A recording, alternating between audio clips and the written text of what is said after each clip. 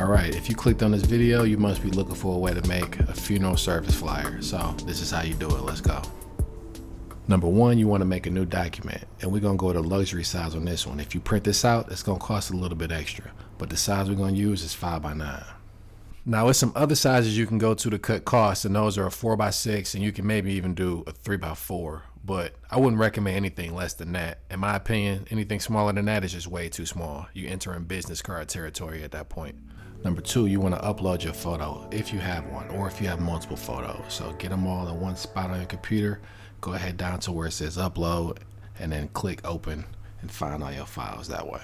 When you pick your photos, you want to make sure that you pick the sharpest photos that you could possibly find in the nicest resolution possible. I know that's not always possible to do, but you want to make sure that you are representing this person the best way that you can represent them. Number three, if you want it to look fancy, you're going to need to cut the photo out. I got a quick tutorial on how to cut photos out, even if you got the free version of Canva. You can check that out.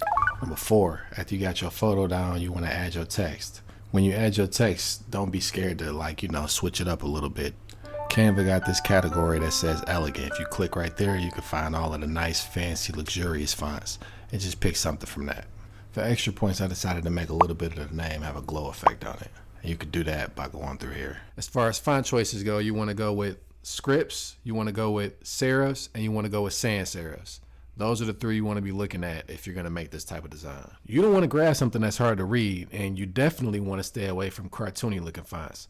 So just stick to something clean and professional looking for this type of work. If you decide to pick a script font, you want to make sure that you use that for titles only, and you also want to make sure that it's not in caps lock, because if it's in caps lock, it's going to be hard to read.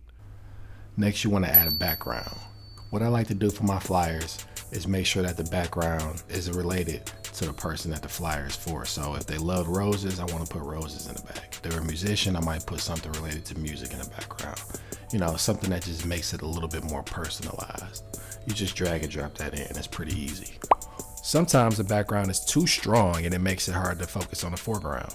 So if this happens, I usually just turn the opacity of the background down by clicking on the background and clicking the transparency button. You might need to throw a solid color beneath it so that it won't throw off your color selections. Be very mindful when you're deciding on these type of backgrounds. You definitely don't want to do anything like add any fire to the background, for example. That's definitely not going to give off the right impression. Last, you want to make sure all your colors match up. So since she's wearing orange, I'm going to try to make a color scheme that's based around that color. Also, when you go back to your text, you want to make sure that your text is easy to read. So if you got a dark color background, you want to use light color text. And then if you got a light color background, you want to use dark color text. And here go the finished result. This is the type of paper I use right here.